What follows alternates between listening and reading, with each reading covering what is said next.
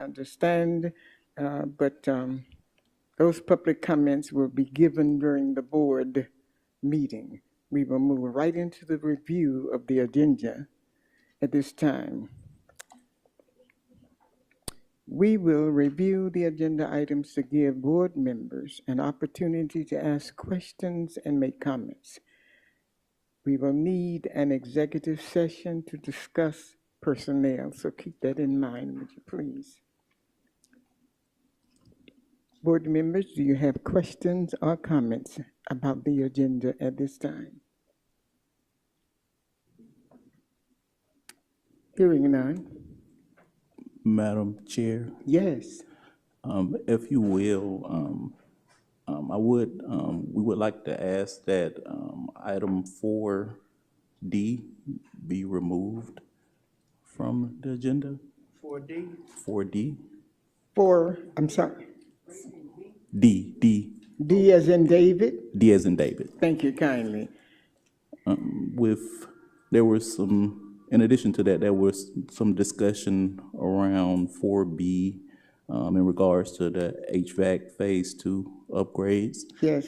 And also the rationale I'm going to provide will also give some information related to 4C as well. There is an opportunity, a possible opportunity that we could earn more reimbursement funds as relates to our capital outlay program. Yes. If we waited another year to do our application for these particular items. There's been made a request made from the Georgia Department of Education to increase reimbursement rates by 40 to 50%. There is an appetite at our legislative level for this increase.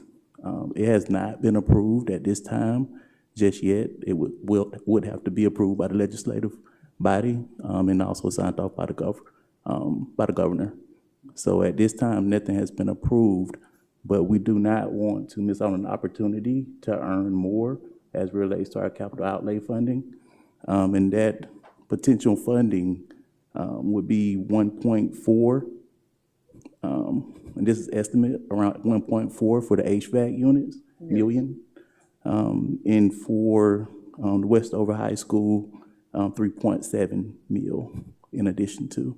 So we don't want to risk not getting that additional funding to support our district as it relates to our capital outlay process and building our schools. So. Thank you. So is your recommendation that we take those off at this time? So the recommendation is to remove D, B and C within the documentation. It speaks to withdrawing them anyway. So within the documentation for B and C, 4B, 4C, the HVAC units, and also the capital outlay program, the Westover High School project is already within there to withdraw. The only addition, we would just need to remove D because we're going to look to apply next year. Okay. So, board members, would you kindly move item D as requested by our Deputy Superintendent, Associate Superintendent? And Madam Chair, yes, if I have a question to Deputy Superintendent. you're welcome to ask. You said the savings, you mentioned two numbers, 1.4 and 3.7. Yes, so the 1.4, I was connecting it to, so 4B for the 5 HVAC Phase 2 upgrades. Okay. If we submit our application later, we could possibly earn 1.4 million estimate, additional. In addition to that, for 4C, if we delay, and send our application next year, we could potentially earn an additional $3.7 million. So we just don't want to, submit today or when approved, and, you know, we miss out on that additional funding. We don't want to do that. Okay. Thank you. Dr. Hand? My question is, so we should not remove B, C, B, and C? No, the language within the documentation already speaks to withdrawing those particular items. So D would be the only adjustment. D. D Yes. as in dog. Yes, D as in dog. Thank you. Okay. Do we have clarity, board members? Yes, I think we do, Madam Chair. Thank you very much. Is that it, Dr. Finley? Yes, ma'am. Thank you very much. Okay. All right. Agenda item number 1, minutes of the mid-month board meeting held on July 24, 2025. Number 2, item number 3, item number 4, with the exception of D, as in darling, item number 5, item number 6, board items for discussion,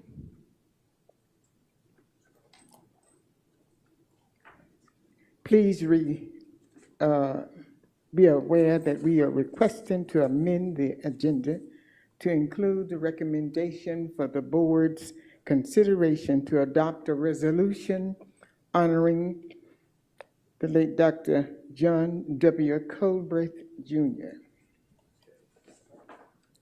Approval of minutes.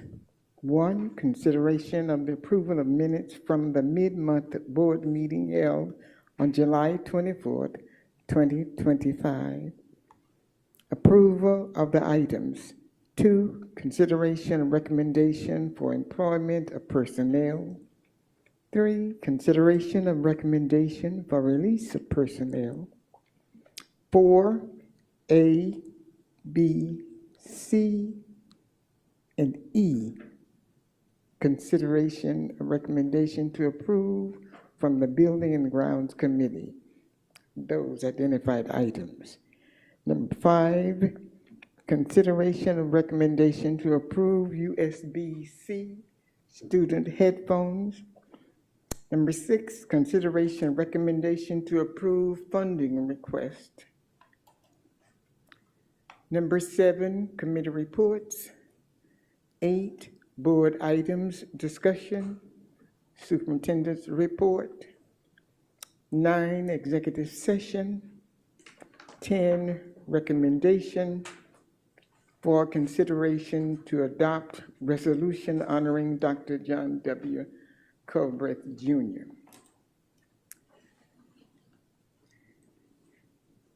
And next, I'll entertain a motion to go into executive session to discuss personnel.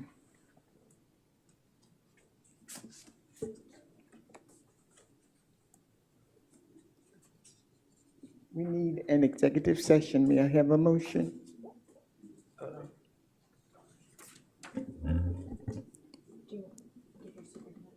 Yes, I would like to give my superintendent report.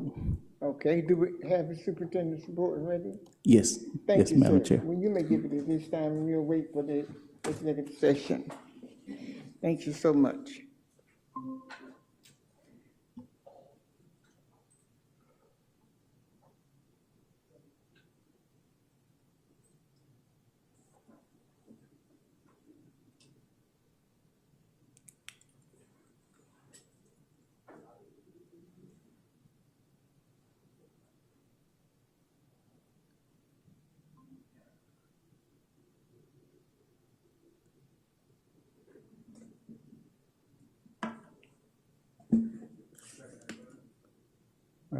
Um,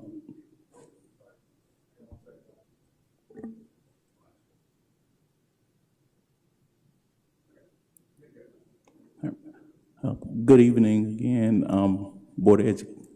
esteemed Board of Education members. I got an echo going on.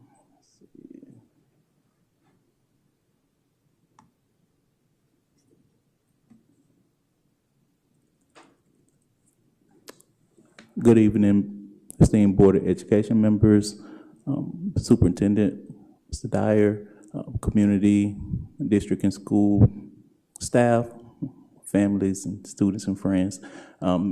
It's an honor to come before you today to provide a district update for our district via the superintendent's report.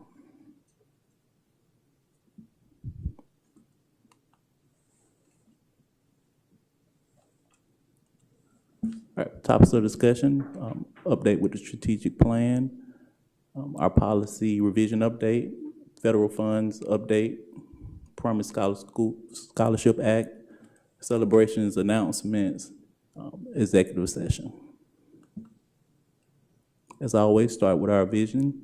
The Dougherty County School System is a destination school system that, in collaboration with families and community stakeholders, provides quality educational and social development experiences that empower its graduates to be successful and impactful contributors to society.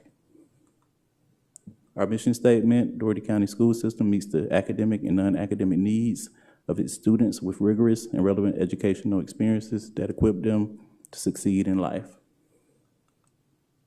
In our priority areas: early literacy, academic rigor and relevance for all students, social and emotional wellness, investment in human capital, and family and community engagement.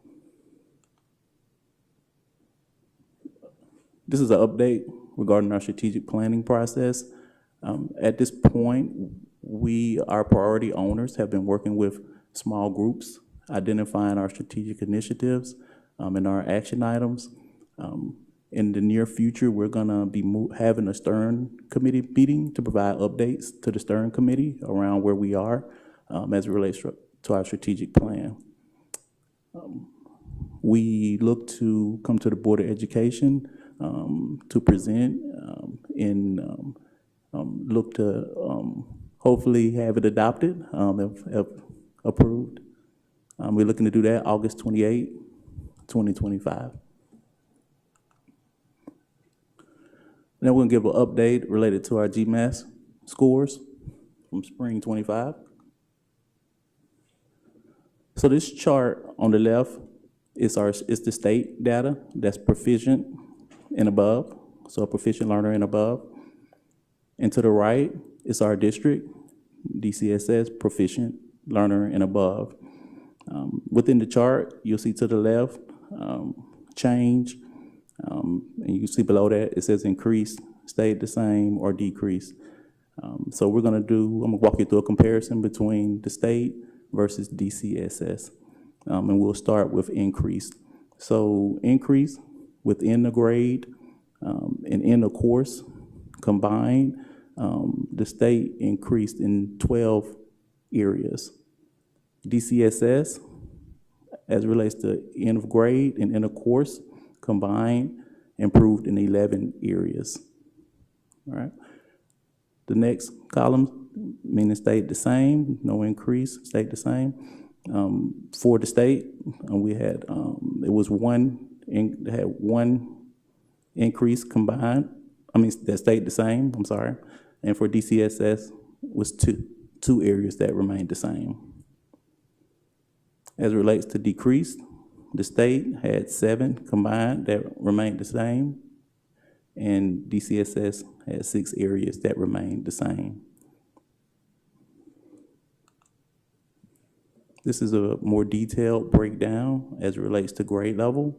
The gray represents we either tied for all-time high or we surpassed, it is our all-time high. So the gray is definitely positive. The green mean that there is an increase. There was an increase in our performance.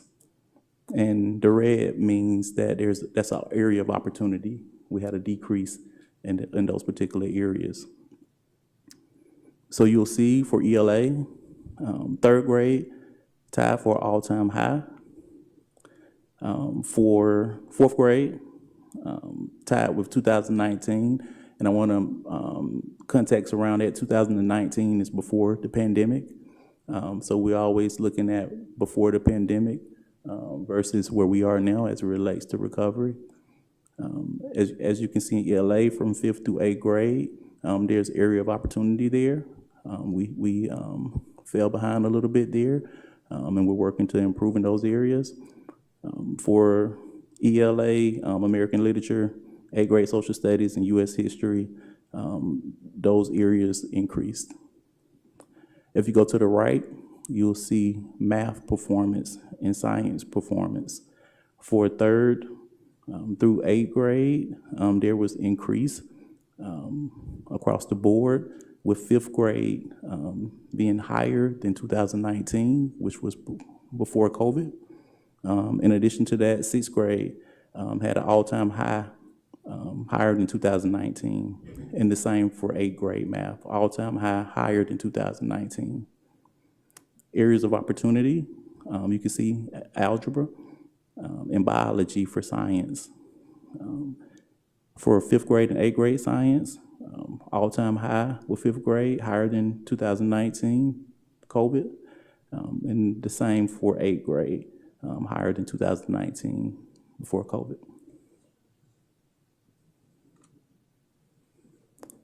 This slide is a comparison between RESA and DCSS on the left, and on the right, it's a comparison between DCSS and the state. So we're going to start with the left, which is a comparison between DCSS and RESA. DCSS outperformed the RESA in the following areas: 5th and 8th grade science. We had several schools that outperformed RESA from 3rd through 8th grade. In addition to that, American Literature. For math, from 3rd through 8th grade, again, we had several schools who outperformed RESA. In algebra, we had Robert Cross Middle Magnet School, 100% proficient and above. 5th grade science, a number of schools outperformed RESA in 8th grade science, Albany Middle School. Now we're gonna look to the right, and we're gonna look at the comparison between DCSS and the state. So DCSS outperformed the state in 5th and 8th grade science. In addition to that, they outperformed through 3rd through 8th grade, the state in outperformed the state in ELA at several schools, 3rd through 8th grade. With math, the same. We had schools where we outperformed the state. In addition to Algebra 1. In addition to 3rd through 8th, we have Algebra 1, we're 100% proficient and above Robert Cross Middle Magnet School.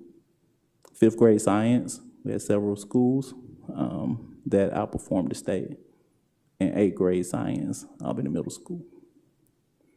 So you can see there a comparison between the RESA and a comparison DCSS in the state. GMAS takeaways, highlights. Several schools outperformed and or outpaced the RESA in state on the 2025 end of grade and of course test. Topic details, DCSS schools outperformed and outpaced, it says the same thing. Some of the measures we are taking to address our district's needs for this area: collaborative initiatives, professional learning, calendar days to ensure pockets of success becomes pervasive. So capitalizing on the things that we're doing well, continuing to build capacity with our staff and build coherence to ensure that it makes it to the classroom so we can continue that improvement in the areas that we're doing well, and also the areas of opportunities as well. Highlights, DCSS outperforms the 2019 pre-pandemic year in several areas of the 2025 spring intercourse grade assessment. This is very important that we keep an eye on how we're doing pre-pandemic, post-pandemic, so that we can see how our students are not only catching up but surpassing, the expectation as relates to content mastery and growth as measured by GMAT scores. In addition to that, measures that we're doing to continue to address this area, progress monitoring to ensure upward trends via forecasting dashboards using benchmark data. So we utilize Midas. That's something that Mr. Dyer invested in. Midas is a data platform where we can pull multiple sources of data into reports to help inform how we move forward.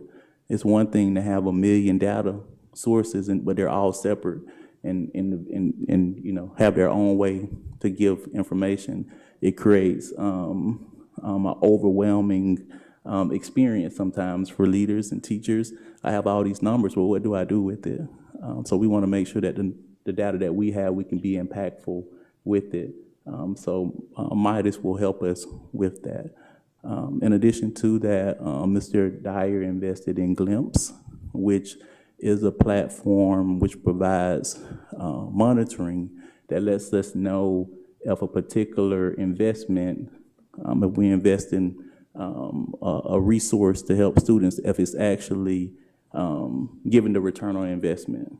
So it's important that we are wise and we utilize money in the best way possible. So Mr. Dyer wanted to make sure that we had something to provide that feedback to let us know if, one, we're actually using it, and two, if it's having an impact on what we're doing. And if not, then there's further discussion related to how we move forward. Number three, there's more to do. Mr. Dyer always lifts this. He's happy that we're moving in the right direction, but we have a lot of work to continue to do. So he always lifts that, and it's true. And that's why the investment in the data platforms and the investment in professional learning and instructional resources and capacity building matter, and it's at the forefront of what we do. Gaps between the district and state performance and content areas. These are our priority areas. So we're going to continue to focus on our priority areas: early literacy, academic rigor and relevance, family and community engagement, human capital, because it takes our people, all systems to go. And that's not just academics, that's transportation, that's our cafeteria staff, all our operations and academics. It takes all systems wrapped around strategy and wrapped around our kids for our system to go. So these are our continued areas of focus: content mastery, literacy, and data usage. I just talked about data usage a little bit, but it's super important to help us drive our direction. Early literacy and literacy, they are the key to success. The more connected we are to providing the resources that reach our students, not just in the classroom, but at home as well, the better off we will be. So the focus will continue to be on those particular areas. Just an update on the policy revision process. There will be a meeting next Tuesday, August the 19th, I'm sorry. In that meeting, we will start the review process of our policies. We will be working on section A, B, and C. Tentative date, the first reading may come to the board, the first meeting in September, board meeting in September. And you can see the steps above. They've been communicated before, but these are steps we have taken within that process. The last step being the AI process efficiency tool development, keeping it aligned with the 21st century and ensuring that we are using all the tools at our fingertips to help drive improvement. Federal funding. Just an update around the $6 billion in federal funds that were initially withheld. The funds have been released now by the US DOE. Funds have been approved for distribution to districts by the State Board of Education. We're keeping our eye out. We're monitoring the change in the US DOE K-12 funding formula. and the changes to TANF and SNAP requirements, because those particular items could definitely impact our community. So we keep an eye on that. The Promise Scholarship Act, this is just an update. As I mentioned in previous meetings, students are eligible to attend schools in that lower, if they're on that list, the lower 25 in the state, in the attendance zone. So even if it is their high school and their elementary, they still qualify for the Promise Scholarship Act. At this point, we have 77 students that we're looking into to learn more about, where, where they are in the district, or if they're a kindergarten and never made it to our district. So it's more information that we're seeking related to the Promise Scholarship Act. That's 0.6% of our enrollment. We have, there are other districts in the state that are 4%. Won't speak to their name, but we're at 0.6% right now. And we're doing more research to try to learn more about where those students are, if they even arrived in our district or not. So there'll be further feedback to you all as we learn more about this particular Promise Scholarship Act and the impact on our district.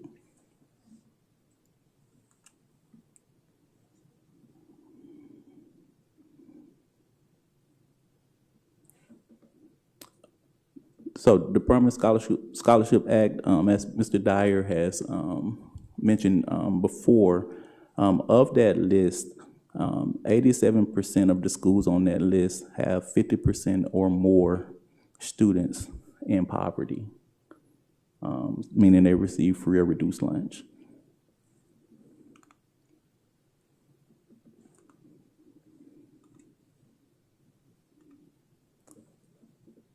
In general, students in poverty provide significantly more support, academic, emotional, and physical, than students not in poverty. And high poverty schools face higher costs and more complex needs, making a flat funding formula inherently unfair. Despite increases in education funding, Georgia is one of six states that does not provide additional funding for students living in poverty.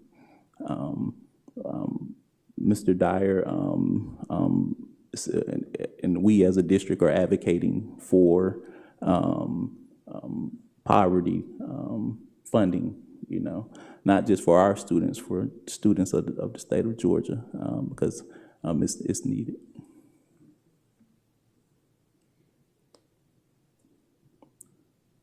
This is the Promise Scholarship Act.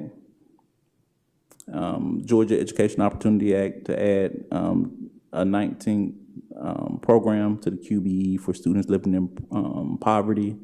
In Senate Bill, 128, Quality Basic Education Act, to provide grants to eligible LUAs for students living in poverty.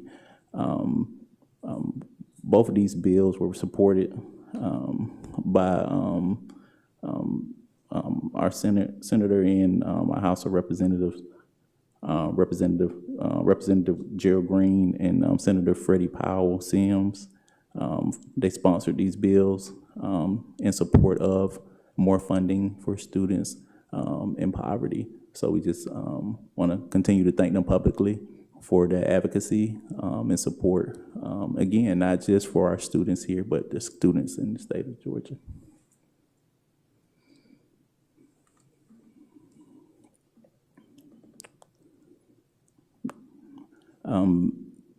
Remembering Dr. John W. Colbert Jr., DCSS superintendent from 1995 to 2001. Mr. Dyer, did you want to? One of my favorite stories of community service is of a little boy who came along a beach after a storm. A lot of seafood had washed up on the shore, and he was taking his time putting stranded starfish back into the ocean. An old man said, "Son, there are thousands of stranded starfish. You can't make any difference by just picking up a few of them." The little boy picked up another starfish. He said, "Mister, to this one, it makes a difference." So even if you can only touch one child, two children, five children, to those, it makes a difference. One of the most satisfying things I do this time of year is to go to the Dougherty County School System graduations and look for the young men who were in our program 5 years ago. And they're taller, I hope wiser. They seem more at ease than they were when they were with us. But to watch them walk across that stage, and in my mind, I'm thinking of the starfish to that one. We, their parents, their teachers, and our fraternity made a difference.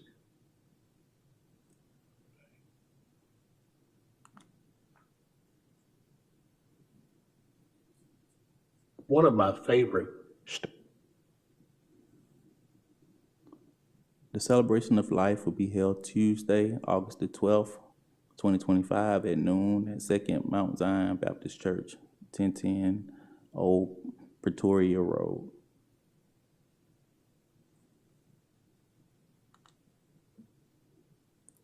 We're gonna move to our celebrations and announcements.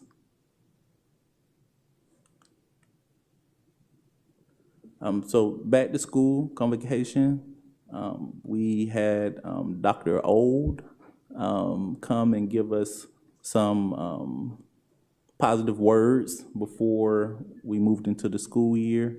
And we just have some pictures we just want to show you for our official convocation to back to school that we had at ASU West Campus Arena.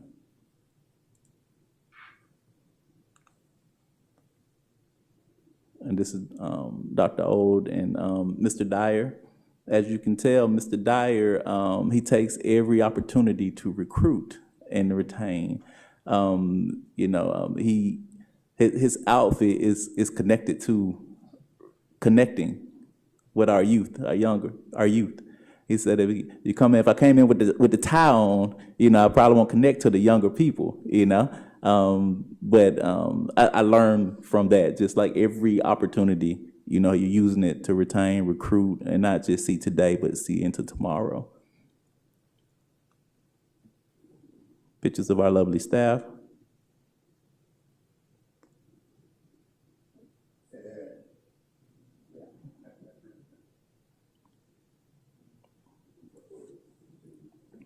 Mr. Dyer, hype man.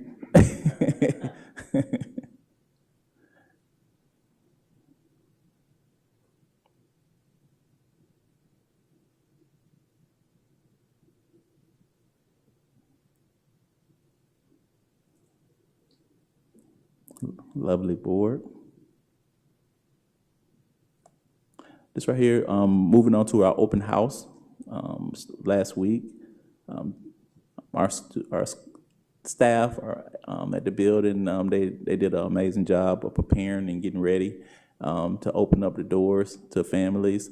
They don't get much time before everybody comes back, so they do a lot in a short period of time to make everything look lovely and welcoming to our families. So I just want to definitely highlight and send praise up to them for opening up our school doors for our families. Just a couple pictures.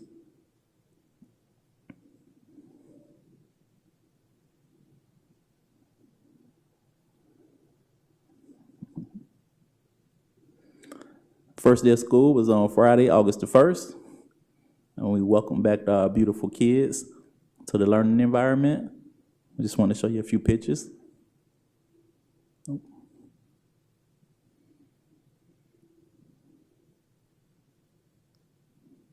Forestry Academy. Live Oak.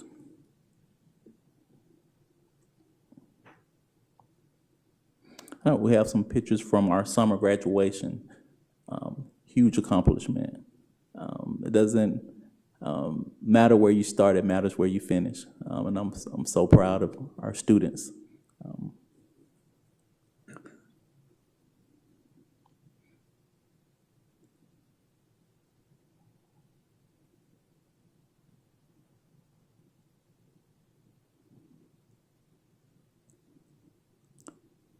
So I want to take a moment and give some feedback about this particular event. At our convocation, Mr. Dyer went through the numbers, and he asked how many staff members have been here 30 years and 10 years, 5 years, and we made it all the way up to 40 years. The people who have served 40 years or more, for one, that's an amazing accomplishment, and we definitely appreciate their service. We had them come for dinner, for lunch, for lunch, and also they were provided with a DCSS watch, tally and twine, in honor of their dedication to DCSS. It was a wonderful and beautiful experience, and a couple pictures for you all to see. 40 plus years of service.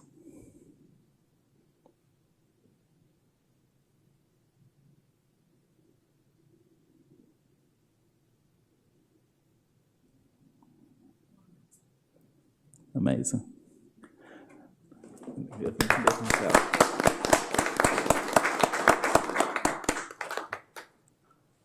Now, we want to celebrate our DCSS students who scored perfect on their math milestones.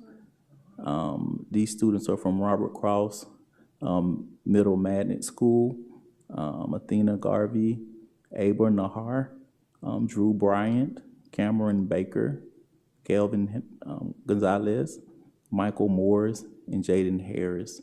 If we can get them a round of applause. And Jaden, he scored perfect in science, I'm sorry.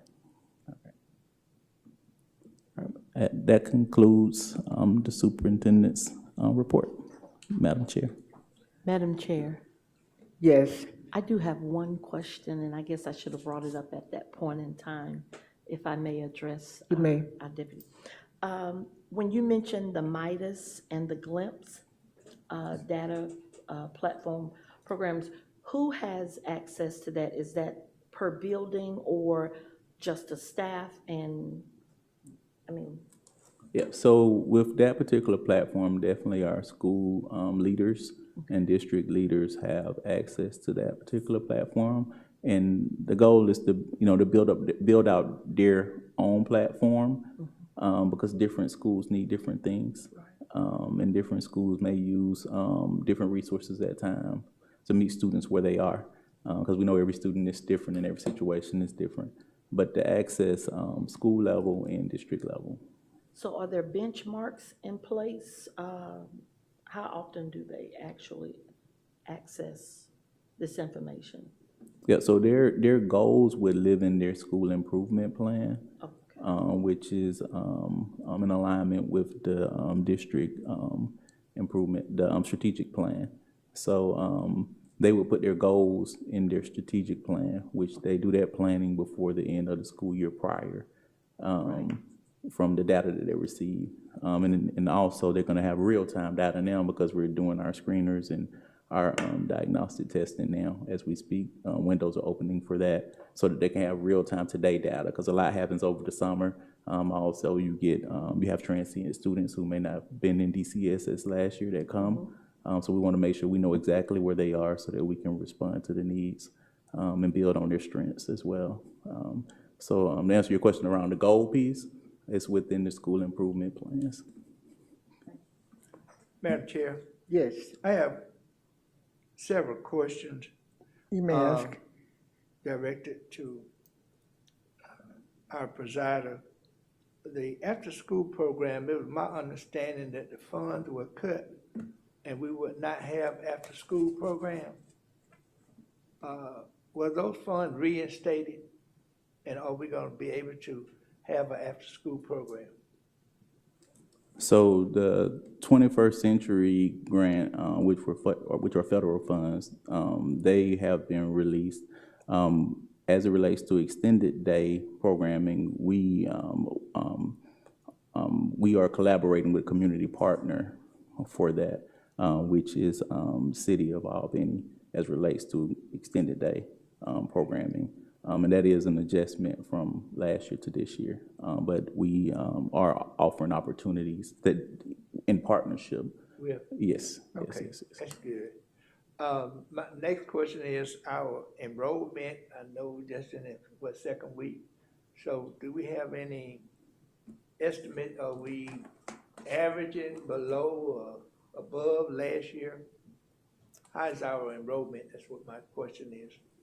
Yes, I don't have the numbers in front of me. I know today we were over 12,000, like 12,100 students, give or take a few. I can get that information for you, though. Okay. Yes. But is that kind of like average? Is that less than we had last year this time? Or can you answer that now? Maybe you have to get me an answer. I could get right back with you. It won't take me long. All right, Yeah, thank you. yeah. Are there other questions? Yes, sir, you may ask. Dr. Tennessee really provoked my thinking. And I was reflecting, I remember some years ago. Reverend Bush, is your mic on? Okay. Can you hear me? Yes, that's better. Some years ago, I was in competition with some big shots from all over the country to do some work at the Tallahassee Hospital. And I got to know Duncan Moore before he went there. That's how I got involved. And I noted with interest that he talked about the extended day. And I recollect the gentleman there from FAMU and the one that was on the panel, he had graduated from the Seminole School. And they each asked me, for an example, we just spent $31 million here in Albany, the school system. Only $9 million is going to remain in Albany and Lee County. $10 million is going to regions out near Valdosta, et cetera. $13 million is other, Atlanta, et cetera. And these people that were on that panel, they asked me point blank, are you going to leave some of that money in Florida, in Tallahassee, at FAMU and the Seminoles? And I said, yes. And I guess, Dr. Tennessee, you provoked my thinking. Maybe we need to start asking people, are they going to leave some of this money here in Albany where we need it? Are they going to make a contribution to our foundation? And then we can have our extended programs. And I thank you so much, Dr. Tennessee, for provoking my thinking. And this is just, it makes sense to me. We have to put people on the spot and ask them, you know, are you going to leave some of this $31 million here in Albany? And I got a big goose egg here for black folks, didn't get anything. And I told my brother, we talk a lot, my oldest brother, I said, if I were a citizen in my district, I'd run me out of town. And that's just ridiculous. And I thank you so much and I thought that you did a good job, Mr. Presider. Good job, well done. Thank you so much. And may I add this, Madam Chairman? Sure. I don't get out much. And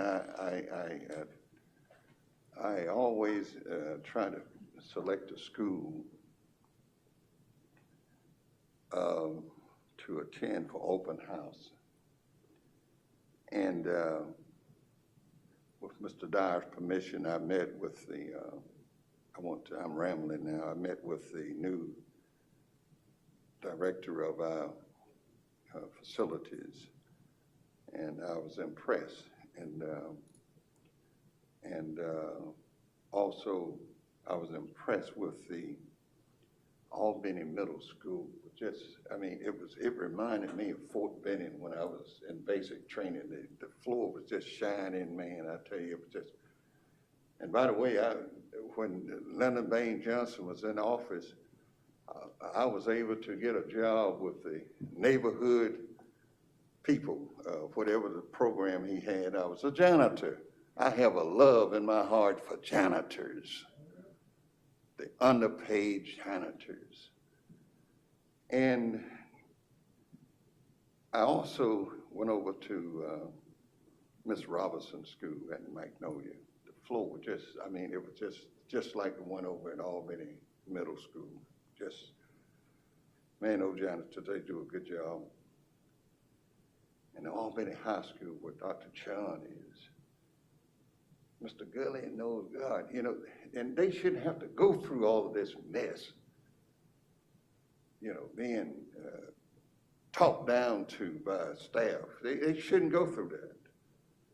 And also at Westtown, Dr. Howard, you know, they just, it's unbelievable. And I just wanted to share that with the board. I was so impressed,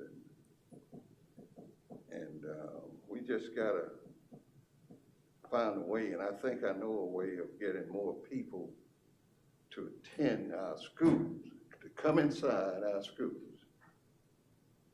And my thinking is, some folks might not agree with it, but I think it's a good thing. And I didn't see as many people as I wanted to see, but I did see some. Thank you so much, Madam Chairman. You're quite welcome, and thank each of you for your comments and your questions, and certainly thank you, Mr. Finley. Madam Chair, Yes. if you will, I have the data for the attendance for Dr. Finney. You may proceed to present it. Thank you. So today has been, I would say, our more consistent day with last year. For day 7, for 25-26, our number was 12,242. And last year it was 12,227. And I'll give day 5 and day 6 just so you have a reference. Day 6 was 11,719, 25-26. In 24-25 it was 12,287. And day 5, now I'll stop there. 25-26, 11,915, and last year 12,033. So what we're doing, we're keeping daily numbers so we can see how we are doing, not just last year, but the year before last as well, so we can monitor that trend data. Thank you. No problem at all. Have you completed? Yes, thank you, Madam Chair. Thank you very much, and thank you for the expediency in supplying that information to Dr. Finney. Are there other questions or comments? Thank you. And we certainly thank you, Dr. Finley, for that thorough report and for that additional information that you provided to the board. We appreciate you and your work. And please express to the superintendent that we were quite pleased. Yes. And now, at this time, I'll entertain that motion to go into executive session to discuss personnel. So moved. Second. Thank you. It's been properly moved and seconded that we go into executive session to discuss personnel. All in favor, say aye. Aye. All opposed, say nay. The ayes have it. We are now into executive session.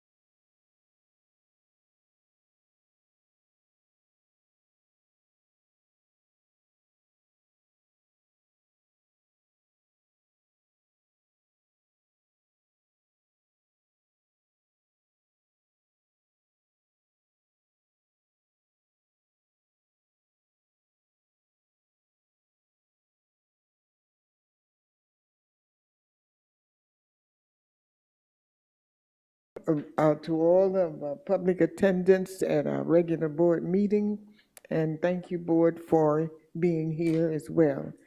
The meeting is called to order, and I'd like for everyone to stand for a moment of silence and the Pledge of Allegiance.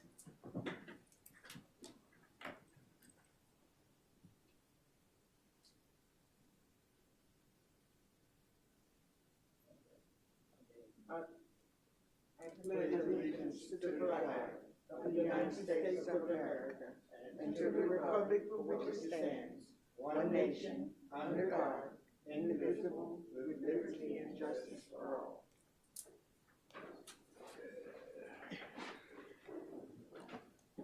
Thank you. Dr. Finley, do we have any public comments or presentations at this time? Yes, Madam Chair. We have Dr. Clifford Porter of the Albany Ministers Conference to address the board members. Thank you. Thank you. Is Dr. Porter He's- here? Is he here? He's not here. Okay. We do not see the gentleman here, and at this time, we will have a motion to adopt the agenda as amended, including items 2A Top of the minutes first. through D, and item 10.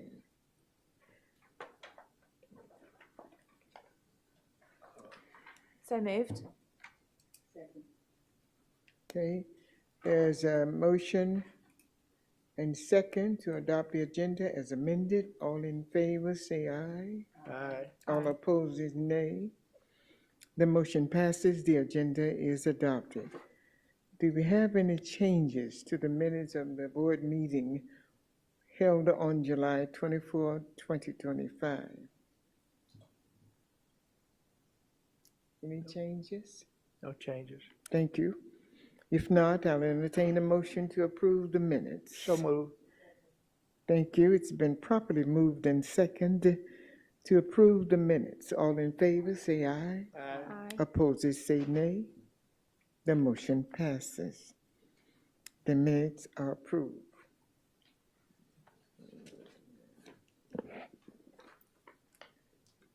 And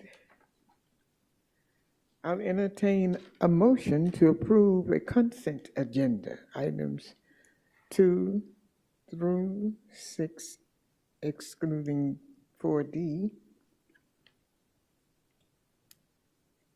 and the addendum items. I make a motion to approve 2 through 6, including 2A, excluding 4D, and including 10. Thank you. We have a motion. Do we have a second? We have a motion second to Not 10, sorry. not 10. Okay, excluding 10. It's been properly moved and second to approve the consent agenda. All in favor, say aye. Aye. Aye. All opposed, say nay. The motion passes. The consent agenda is approved. I'll entertain a motion at this time to adopt agenda item 10. Okay? Okay, at this time, we're going to have the reading of that resolution. Is that proper? Thank you kindly. And we have Mr. J.D., who's going to do the honors. Thank you, sir. Thank you, Madam Chair, and this is indeed an honor, and thank you for letting me read these into the minutes. Certainly. So the resolution states, a resolution mourning the passage of Dr. John Colberth, acknowledging his numerous accomplishments in Albany and Dougherty County, repealing all resolutions in conflict herewith, and for all other purposes. Whereas Dr. John W. Colberth was a native of Monroe, Georgia, and was educated in the public schools of Walton County. He graduated as valedictorian from Carver High School in Monroe. And whereas he received his BA degree in French from Albany State College in Albany, Georgia, he received his master's degree in administration and supervision from Georgia State University, and his Doctor of Education degree from the University of Georgia. And whereas his career in education began in the classroom as a teacher and grew to include experiences as assistant principal, principal of 3 different schools, and assistant superintendent serving across the state of Georgia in Randolph, Walton, Clark, and Glenn counties, as well as Atlanta Public Schools. Whereas he served as superintendent of the Dougherty County School System from 1995 to 2001, becoming the first African American to hold this distinguished position. And whereas during his tenure, Dr. Colbert led the district with vision, innovation, and a deep commitment to educational equity and academic excellence for all students.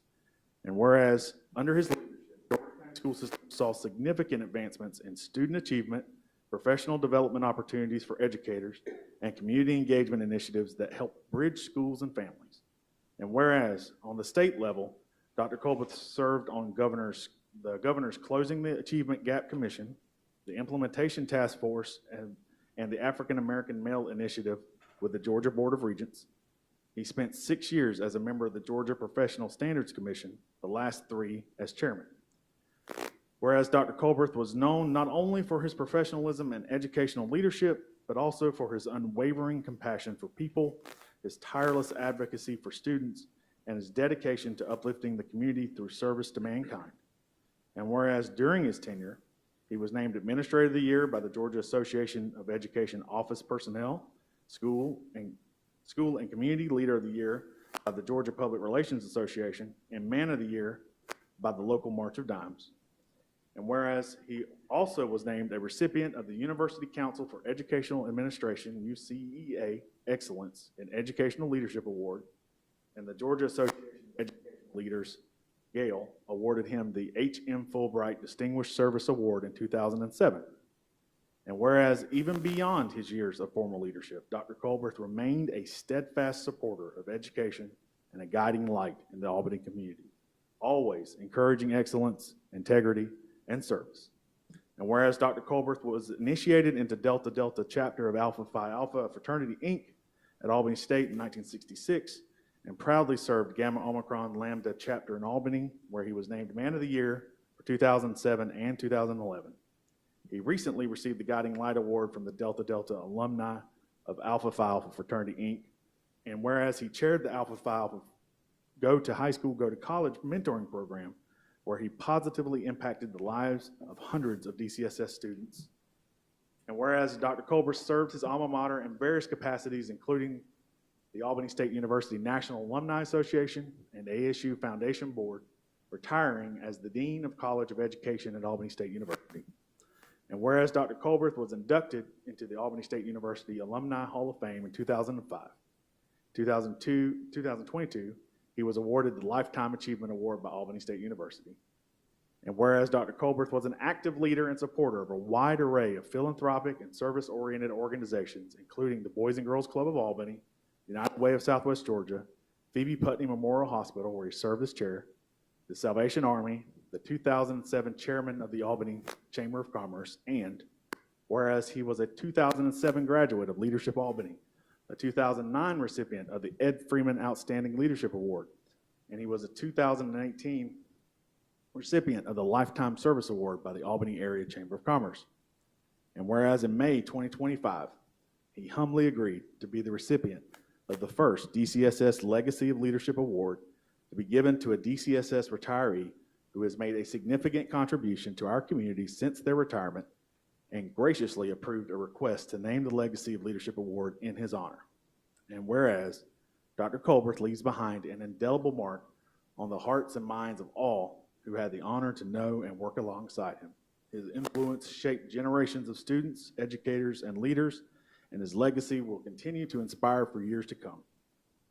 Now, therefore, be it resolved that in acknowledgement of the immeasurable contributions to education in Dougherty County, that Dougherty County Board of Education approve an award be given to a DCSS retiree who has made a significant contribution to our community since retirement, and that this award shall be named the Dr. John W. Colbert Jr. Legacy of Leadership Award. And be it further resolved that this resolution be entered into the permanent record of the Dougherty County School System, and that a copy be presented to the family of Dr. John Colbert with heartfelt condolences and appreciation for sharing his life with us. Section 1, all resolutions or parts of resolutions in conflict herewith are repealed. So resolved this 11th day of August, 2025. Thank you very much, Mr. Sumner. At this time, I'd like to have a motion to approve, first of all, the resolution and the naming of the recognition for Dr. Culbreth. May I have that? Okay. Second. We have a motion and second to approve the resolution and the award to be named after, that the award be named after Dr. John W. Culbreth Jr. All in favor say aye. Aye. All opposers say nay. The motion passes. The motion is approved. Do we have any announcements or comments from the superintendent's chair or the board?